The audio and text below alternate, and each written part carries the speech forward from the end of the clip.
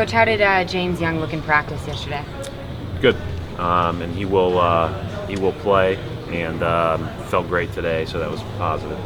What are you looking out of him? What are your expectations since he's been out for about 2 weeks?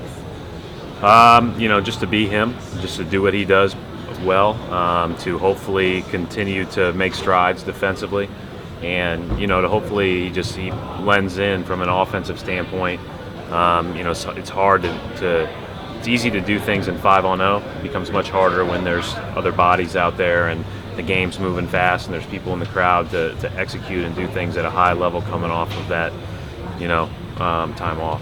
Do you try to get him more time? Yeah, so I've got him for as much time as anybody tonight.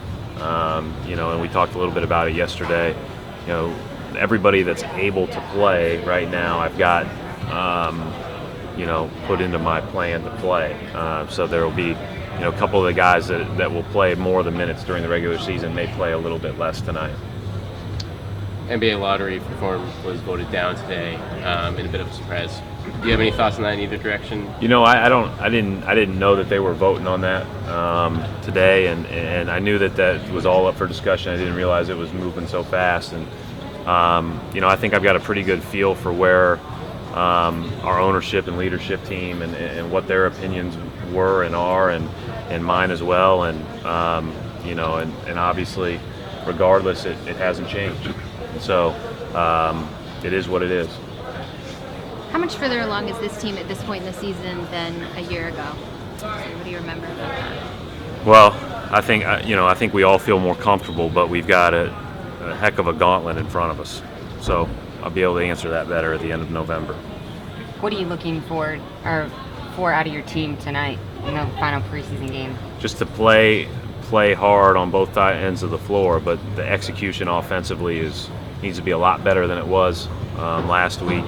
And then hopefully we're just continuing to evolve and improve defensively. I like where we are defensively from a structural standpoint, and I like the way that our guys have picked up the mindset of being a little bit more aggressive, throughout the course of the entire game. That's been good. That's been a positive through the first 7 preseason games. Greg, you talked about playing the starters limited minutes of the first half tonight. So what are some of the rotations that you're looking to use in the second half? Just some of the guys that you're trying to get out there. We've got a lot of guys, so there's probably a lot of rotations. It's a heck of a puzzle to try to figure out. But no, the way that I really started it was here's who we need to see more. Here are some positions that these guys need to play, or some spots they need to play, or people they need to play with.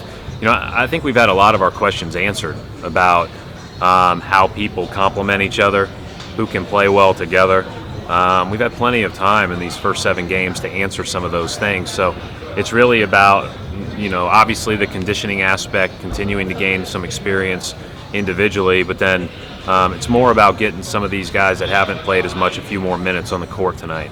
Do you feel like you just scratched the surface with a guy like Dwight in terms of what he can do? Yeah, so Dwight, I got a pretty good feel for Dwight. Played him twice in college.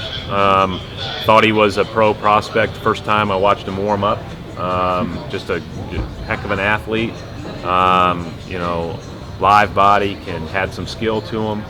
I think we've learned a lot about him. Now he had the disadvantage of basically flying in and starting training camp, and that'd be really difficult to do when you're a rookie.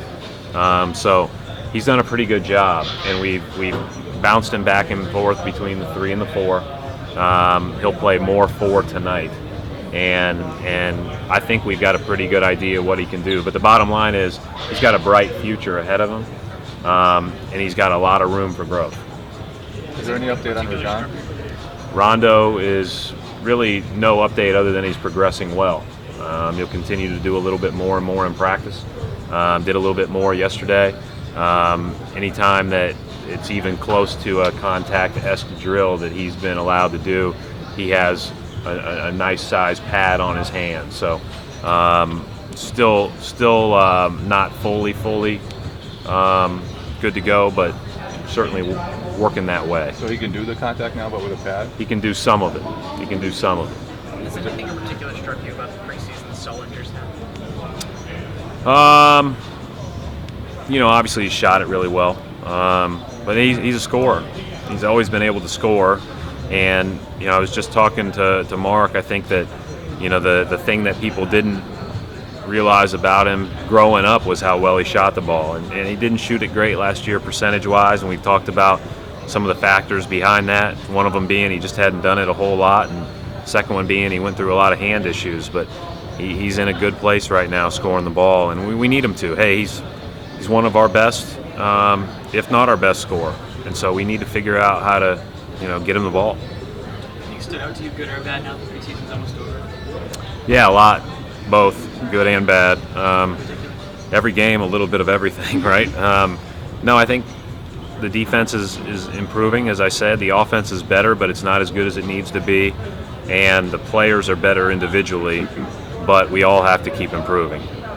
Coach, you guys have averaged 29 threes per game this preseason. Is that a trend you see continuing into the regular season? If we're open, yep. If we're open, we got to shoot it, and if we're not, we got to drive it, and that's about as complicated as it needs to be. There doesn't need to be a, hey, we have to shoot this amount of threes, or hey, we have to limit it to this amount of threes. It's play basketball, you take the first best shot, and then you get back, guard, and do it again.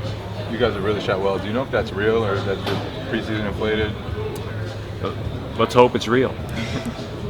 I guess. I mean, it's what I see every day. But and we're playing shooters. A lot of the guys that are getting the majority of the minutes can shoot the ball, and that's we have to figure out a way to score. And I think it's one of our assets certainly. And we talked about the front line being able to stretch the floor.